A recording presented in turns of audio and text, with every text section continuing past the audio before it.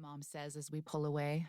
And I have to laugh, because even though I sometimes get impatient with her, I've got to admit, I'm impressed with her persistence. My mom knows her rights and does not take nonsense from anyone. 2. Our annual trip. Finally, we're on the last leg of the 3-day trip to the reserve where Mom grew up. Since we come up every summer, Mom doesn't need a map to get us from Arizona to northern Alberta where her res is. All winter, I look forward to this trip and to getting to see my mom's side of the family. My dad is a member of the San Carlos Apache tribe, and most of the year, we live close to his side of the family in Phoenix. Plus, my mom teaches at the nearby university. Dad is a producer and can work anywhere in the world. That's how I want to work when I grow up, but more on the tech side. Before we turn onto the highway, Mom nods to her phone. "Hey, sweetheart," she says. "Text Dad and let him know we made it across." I start to text, but Dad calls before I can hit send. "Hi, Yaya. Where's Mom?" Only my dad and my mushum call me Yaya. It's a nickname from way back when I was a baby. My first word was supposedly Yaya. "She's right here," I say, turning on the speaker button. "Hi, babe," Mom yells. "We made it across the border. We should be at Cookham and Musham's house tonight just in time for dinner." "Oh, good. Text me when you get there. Travel safe, my loves." "Dad," I say quickly before he hangs up, "when are you coming?"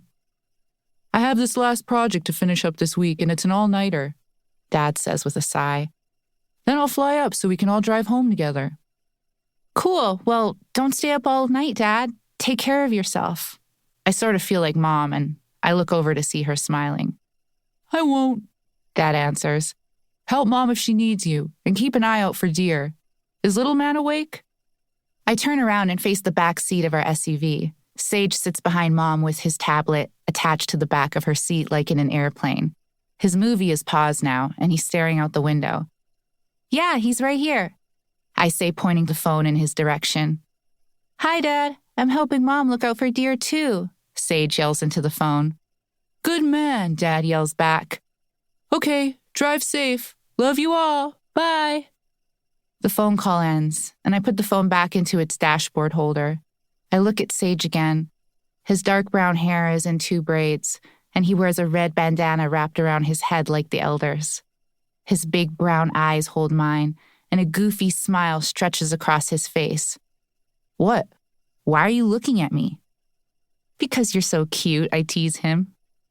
"Doesn't it feel great to be done with school for the year? I can't wait to sleep late. You should try it," I say, shaking his skinny leg. "I like getting up early in the morning with Mom," Sage says. "Aw," Mom coos. "And I love that too." Mom and Sage have been super close ever since he was a baby, and she kept him wrapped up in his cradle board on her back whenever she cooked or cleaned. Every time she took him out, he would cry and cry until she put him back in his cradle board. It was his favorite place to be. I turn around and settle in for the last leg of our trip. Everything gets slower once we're in Canada. The speed limit slows to 50 miles per hour, and the roads get narrower. And in about 8 hours, when we arrive at the res, I'll be stuck with the world's slowest internet. It is a coder's worst nightmare, and I love to code. I'm in the tech club at school, and we're developing a few techniques to improve digital illustrations with a stylus. Good thing there's so much I look forward to. Being with family, taking in some powwows, and riding Luna, the horse my uncle gifted me with last summer. Luna's coat is a beautiful light brown, and she has a white crescent on her forehead that looks like a small moon, which is why I named her Luna. Her mane and tail are golden brown, and at the end of last year, she let me braid a pink ribbon in her tail.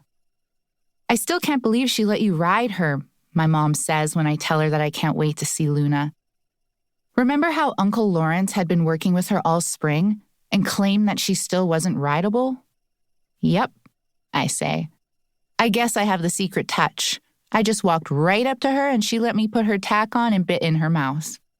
"Well, our mouths sure dropped to the floor when you came out of the horse shelter riding the unrideable horse."